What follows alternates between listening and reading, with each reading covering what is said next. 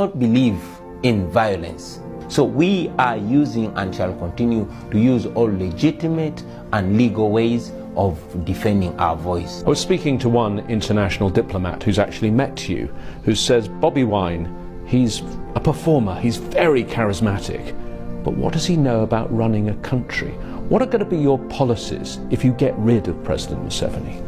We are looking at breaking a dictatorship and having Uganda under civilian rule, which has never happened before. We want the voice of the people to surpass the voice of the guns.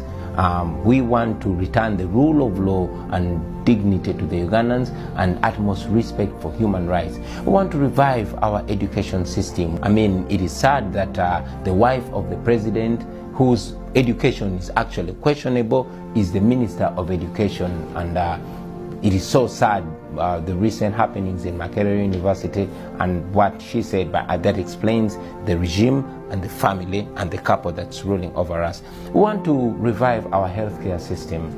It is sick itself.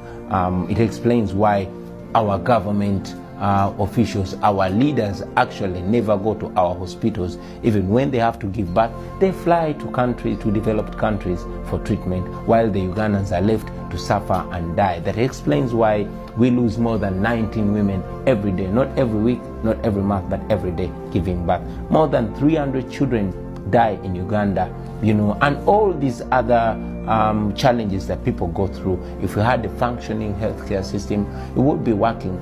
Uganda is enormously gifted with amazing fertile soils. However, the land has been conspicuously owned by one family or one clan or one grouping. We want to put an end to that. We want the natural resources of the country to be actually a property and a benefit of the people of Uganda. We are greatly endowed with natural resources, from minerals to oil. We want them to facilitate the people of Uganda and help develop us. And finally, we want to unite our country, because we live in a deeply divided country, divided along ethnicity, along class, along income, along political lining. We want to put an end to that, and that will need us to have a truth and reconciliation program that can bring our people together, so we can have a foundation that will take us together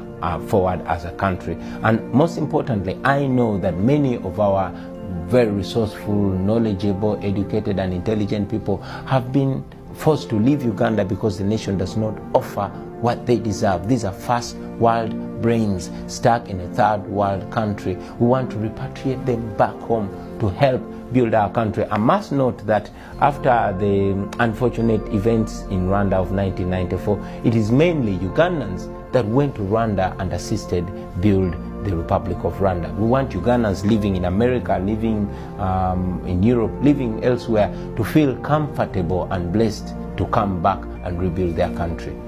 Currently, so much of the system was built by and is loyal to Museveni, particularly the security apparatus. What do you do about that, about if you were in charge, about the police, the army, the courts?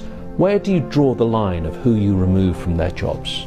I've been communicating to the men and women in uniform, telling them that this is a fight for them too. We're not fighting against them, we're fighting for them. They deserve dignity. These are men and women who spend sleepless nights trying to keep us safe. But again, looking at how they live, how their children survive, how they are enumerated, it is sad. So we want to better their lives so that our security is better. We want the police not to be playing politics, but to be doing their mandatory work, which is protecting people and their property. We want our soldiers to be dignified, to earn well and to live well. And would you continue keeping those soldiers playing a regional role? For example, Somalia. Uganda's had soldiers there for 12 years. Yes, you get paid a lot of money by the US government for having your soldiers as part of AMISOM, but should Uganda be fighting the US's wars? Uganda, in my opinion, is not fighting the US's wars. I believe that Africa is our home.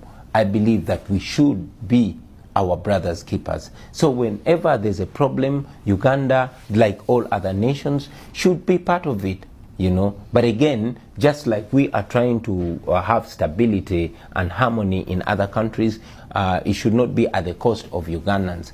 So Ugandans should benefit from the stability as well. That should not come at the cost of Ugandans. My final question. How worried are you about the stakes in what you're doing here? Because in 2 years' time, yes, you could be the president of Uganda, but you could also be in jail. You could be in exile, or it could be worse. Yeah, I know that every day that I